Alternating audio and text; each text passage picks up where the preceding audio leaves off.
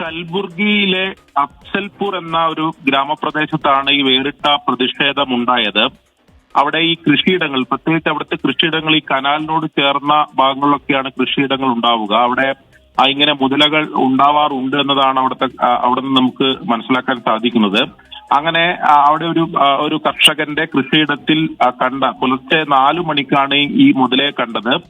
ആ മുതലയെ ഇപ്പോൾ പറഞ്ഞതുപോലെ തന്നെ കെട്ടിയിട്ട് ഒരു കാളവണ്ടിയിൽ കെട്ടിയിട്ടാണ് ഈ പ്രതിഷേധം. അവിടെ ഈ പ്രാദേശികമായി വൈദ്യുതി വിതരണം ചെയ്യുന്ന ജെസ്കോം എന്ന് പറയുന്ന കമ്പനിയുടെ ഓഫീസിലേക്കാണ് ഈ കാളവണ്ടിയിൽ ഈ മുതലയുമായി എത്തി കർഷകർ പ്രതിഷേധിച്ചത്. അവിടെ സ്ഥിരമായി ഈ കൃഷിയിടങ്ങളിലേക്ക് ഉൾപ്പെടെയുള്ള വൈദ്യുതി വിതരണം മുടങ്ങുന്നു എന്നതാണ് കർഷകരുടെ പരാതി. അവർ കുറെ കാലമായി ഉന്നയിക്കുന്ന പരാതിയാണ്. അതിനൊരു സ്ഥിരമായ അല്ലെങ്കിൽ ഒരു പരിഹാരം ഉണ്ടാകുന്നില്ല എന്നതാണ് കർഷകരുടെ ആരോപണം. ഇത് ചൂണ്ടിക്കാണിച്ചാണ് ഈ വേറിട്ടൊരു പ്രതിഷേധത്തിലേക്ക് കടന്നത്.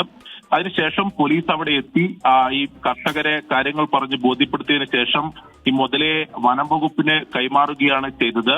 എന്തായാലും ഒരുപക്ഷെ ഈ വേറിട്ട പ്രതിഷേധമാണെങ്കിൽ പോലും കർഷകർക്കെതിരെ കേസെടുക്കാനുള്ള സാധ്യതയുണ്ട് എന്നതാണ് നമുക്ക് മനസ്സിലാക്കാൻ സാധിക്കുന്നത്.